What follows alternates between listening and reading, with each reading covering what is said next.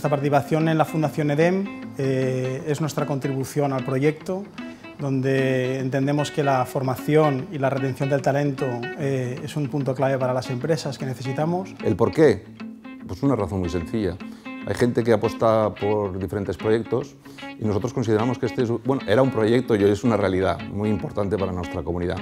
En definitiva, estamos apoyando una escuela que lo que persigue, al final, es generar empleo. Y la formación ahora es muy amplia y la verdad es que poco a poco se va consolidando, tanto desde el punto de vista junior como senior. Por primera vez en mi carrera profesional hemos encontrado una escuela de negocios que se adecúa a nuestras necesidades. Creo que el proyecto de EDEM es un proyecto muy importante, es un proyecto grande y queremos sumar al mismo. Las expectativas están puestas, son muy altas. La sociedad y por tanto la empresa cada día va a necesitar más líderes o empresarios. Es la única escuela de negocios que conozco que está poniendo el acento, el foco en desarrollar líderes. Para mí, EDEM será la escuela de referencia en España.